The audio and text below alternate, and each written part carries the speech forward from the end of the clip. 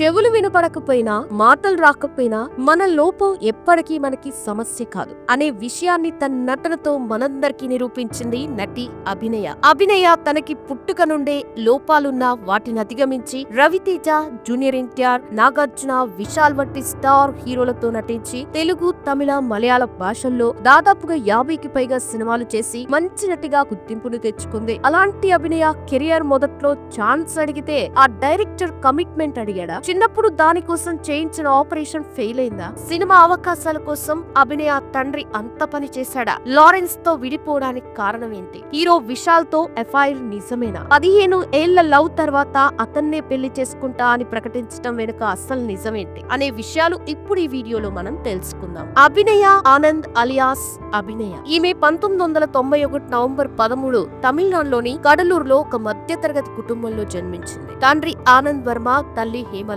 ఈమెకి సాయి సునందన్, ధర్మానంద్ అనే ఇద్దరు అన్నయ్యలు కూడా ఉన్నారు. ఇక అభినయ తండ్రి కడలూరులో పుట్టి పెరిగిన యాక్టింగ్ మీద ఉన్న ఇంట్రెస్ట్ వల్ల చెన్నైకి వెళ్లి ఒక ప్రైవేట్ కంపెనీలో జాబ్ చేసుకుంటూ సినిమాల మీద ఉన్న మక్కువతో ఛాన్సుల కోసం ట్రై చేసేవాడు. అలా ఇతనికి చిన్న చిత్తగా పాత్రలని, గుర్తింపు లేని జూనియర్ ఆర్టిస్ట్ పాత్రలని ఇచ్చేవారు. అయినా దొరికిన పాత్రలను వదులుకోకూడదని నటిస్తూ ఉండేవాడు. ఇదిలా ఉన్నప్పుడే ఆనంద్ హేమలత అనే అమ్మాయిని పెద్దల సమక్షంలో పెళ్లి చేసుకోగా వీరి అన్యోన్య సంసారానికి 3 పిల్లలు కూడా జన్మించారు. ఇక అలా ఇద్దరు అబ్బాయిలు పుట్టిన తర్వాత ఒక అమ్మాయి పుట్టడంతో చాలా సంతోషించారు. అలా ఆ అమ్మాయికి అభినయ అనే పేరుతో నామకరణం కూడా చేశారు. ఇక అమ్మాయి పుట్టిన 30 రోజుల వరకు అన్ని బానే ఉన్నప్పటికీ 30 రోజుల తర్వాత అభినయ ముందు ఎంత పెద్ద శబ్దం చేసినా చలించేది కాదు. అలాగే మాట్లాడడానికి కూడా ట్రై చేయకపోవడంతో భయపడిన తల్లిదండ్రులు ఇమీడియట్ గా ఈమెను హాస్పిటల్ కి తీసుకెళ్లడం జరిగింది. ఇక అలా పాపని చెక్ చేసిన డాక్టర్ అమ్మాయికి వినికిడి సమస్యతో పాటు ఇక ముందు మాట్లాడడం కూడా కష్టమే అని చెప్పడంతో తల్లిదండ్రులకి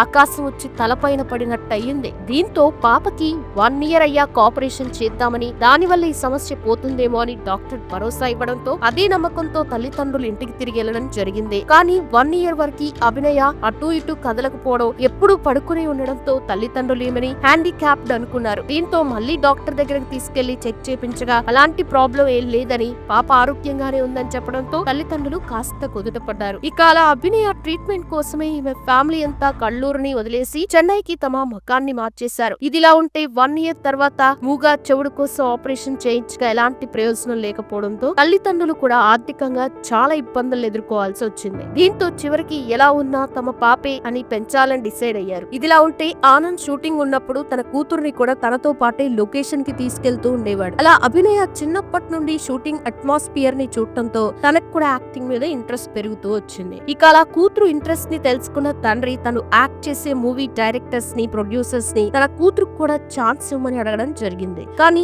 అమ్మాయి చెవుడు మూగా అని తెలిసి ఎవరో ఈమెకి ఛాన్స్ ఇచ్చేవారు కాదు. ఒకవేళ ఇచ్చినా తండ్రిలాగే జూనియర్ ఆర్టిస్ట్ లా ఏ డైలాగ్ లేకుండా ఊరికే నిల్చుండే క్యారెక్టర్స్ ని ఇచ్చేవారు. ఇదిలా ఉన్నప్పుడే ఒక మూవీ షూటింగ్ కి ఆనంద్ అభినయాన్ని తీసుకుని వెళ్లడంతో అక్కడికి వచ్చిన ఒక ఫీమేల్ ఆర్టిస్ట్ తన ప్రాబ్లం ని తెలుసుకుని ఇలాంటి సమస్యలకి హైదరాబాద్ లో డాక్టర్ మోహన్ కామేశ్వరన్ ట్రీట్మెంట్ ఇస్తారని, అతను ఇందులో చాలా ఎక్స్పర్ట్ అని చెప్పడంతో ఆనంద్ తన కూతుర్ని నార్మల్ పర్సన్ చేయాలని, మిగిలిన పిల్లల్లానే ఆడుకుంటూ తనకి నచ్చిన పని చేపించాలని హైదరాబాద్ కి తీసుకొచ్చి ఆ డాక్టర్ కి చూపించగా అభినయాన్ని టెస్ట్ చేసిన ఆ డాక్టర్ ఈమెకి కోర్చర్ ఇంప్లాంటేషన్ ఆపరేషన్ చేయాలని, కానీ ఆపరేషన్ వల్ల అభినయ ప్రాణాలు కూడా పోవచ్చని చెప్పడంతో ఈమె తల్లిదండ్రులు వెనకడిగేశారు. కానీ 13 ఏళ్లు ఉన్న అభినయ మాత్రం ఈ ఆపరేషన్ ని చేపించుకోవాలని డిసైడ్ అయింది. ఇక అలా ఆపరేషన్ కి 11 లక్షల రూపాయల అప్పుగా తీసుకొచ్చి ట్రీట్మెంట్ కోసం చెన్నై నుండి హైదరాబాద్ కి తరచూ తిరగలేమని ఫ్యామిలీ మొత్తం చెన్నై నుండి హైదరాబాద్ కి షిఫ్ట్ అయ్యారు. ఇక అలా అభినయకి ఆపరేషన్ చేయగా అమ్మాయి ప్రాణాలకి ప్రమాదం అవ్వలేదు, కానీ ఈమె సమస్య కూడా తీరలేదు. ఇదిలా ఉంటే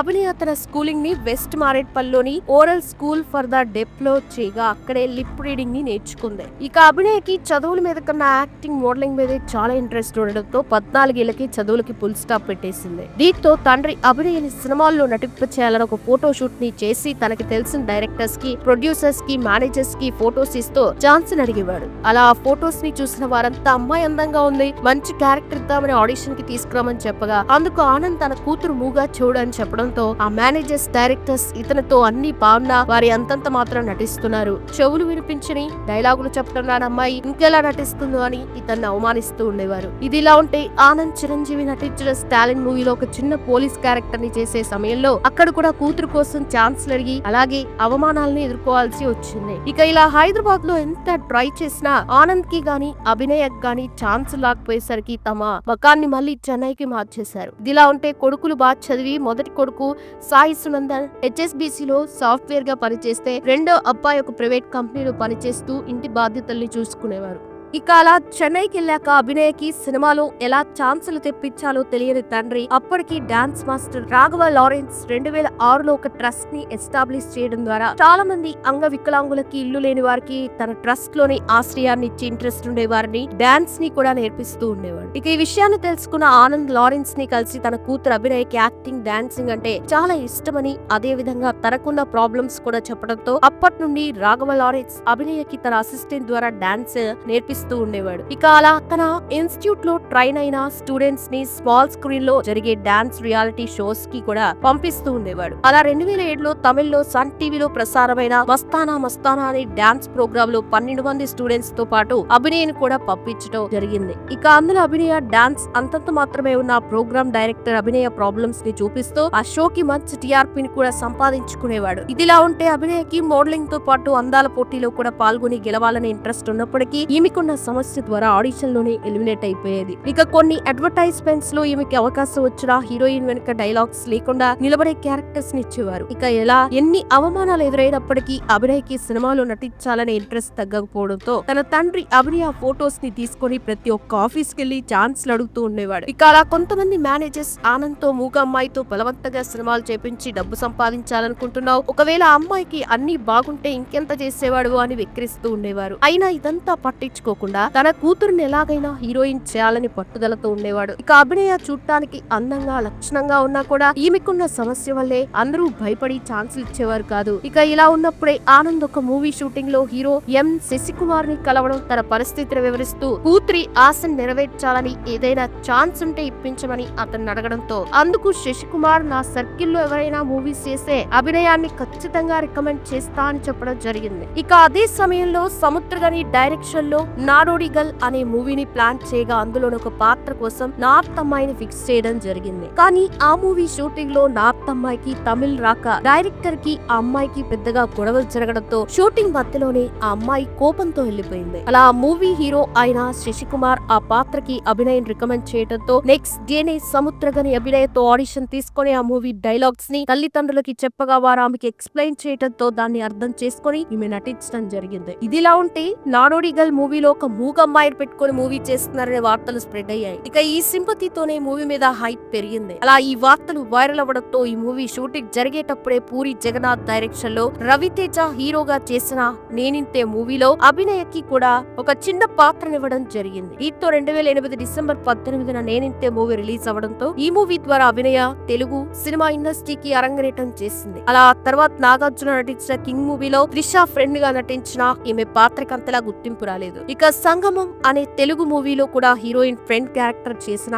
ఆ మూవీ రిలీజ్ అయి ఫ్లాప్ అయింది. ఇదిలా ఉంటే నాడోడిగల్ మూవీ 2009లో రిలీజ్ అయి ఈమె పాత్రకి మంచి గుర్తింపే వచ్చింది. కానీ ఆ తర్వాత ఈమెకి అవకాశాలు మాత్రం వచ్చేవి కావు. ఎందుకంటే ఒక సినిమాలో అమ్మాయిలకి అవకాశం ఇవ్వాలంటే అది హీరోయిన్ అయినా ఫ్రెండ్ క్యారెక్టర్ అయినా ఆ ప్రొడక్షన్ వారికి కంఫర్టబుల్ గా ఉంటేనే ఇస్తారు. కానీ అభినయ మాత్రం తల్లిదండ్రులు ఉంటే గాని మూడో వ్యక్తితో కమ్యూనికేట్ చేయలేని పరిస్థితి ఉండడంతో ఈమెకి ఇవ్వాల్సిన పాత్రలని బాంబే హీరోయిన్స్ కి కేరళ ఆర్టిస్టులకి ఇస్తూ సింపతి కోసం ఈమెకి చిన్న చిత్తగా పాత్రలు ఇచ్చేవారు. ఇదిలా ఉంటే నాడోడిగల్ మూవీని తెలుగులో శంభో శివశంభోగా రీమేక్ చేయగా అందులో కూడా డైరెక్టర్ సముద్రగని అభినయకి అదే పాత్రనివ్వడం జరిగింది. ఇక ఈ మూవీ రిలీజ్ అయి తెలుగులో కూడా ఈమెకి మంచి గుర్తింపు వచ్చిన ఆ తర్వాత చేసిన దమ్ము, డమరకం, జీనియస్, సీతమ్మ వాకిట్లో, సిరిమల్ల చెట్టు అనే మూవీస్ లో ఈమె పాత్రకి అంతలా గుర్తింపు రాలేదనే చెప్పొచ్చు. ఇక అభినయ రాజుగారి గది 2, సీతారామ మూవీస్ లో కూడా కీలకమైన పాత్రలు పోషించిన ఈమె కెరియర్ కి అంతలా యూజ్ అవ్వలేదనే చెప్పొచ్చు. ఇదిలా ఉంటే అభినయ మార్క్ ఆంటోనీ మూవీలో విశాల్ కి వైఫ్ గా చేయడం జరిగింది. అలా ఆ మూవీ షూటింగ్ జరిగేటప్పుడు వీరిద్దరి మధ్య అండర్స్టాండింగ్ వచ్చి ప్రేమలో పడ్డారని, త్వరలో పెళ్లి చేసుకోబోతున్నారనే వార్తలు ఉన్నట్టుండి హల్చలయ్యాయి. ఇక ఈ వార్తలపై విశాల్ గాని అభినయ గాని స్పందించకపోయేసరికి అందరూ ఈ వార్తల్ని నిజమే అని నమ్మారు. ఇక ఇదే విషయంపై మార్క్ ఆంటోనీ ప్రెస్ మీట్ లో విశాల్ ని అడగ్గా తన ఆర్టిస్ట్ అసోసియేషన్ బిల్డింగ్ ని కంప్లీట్ చేసేంత వరకు పెళ్లి చేసుకోనని, ఆ తర్వాత తప్పకుండా చేసుకుంటానని చెప్పడం జరిగింది. అలా విశాల్ తప్పకుండా లేకుండా పెళ్లి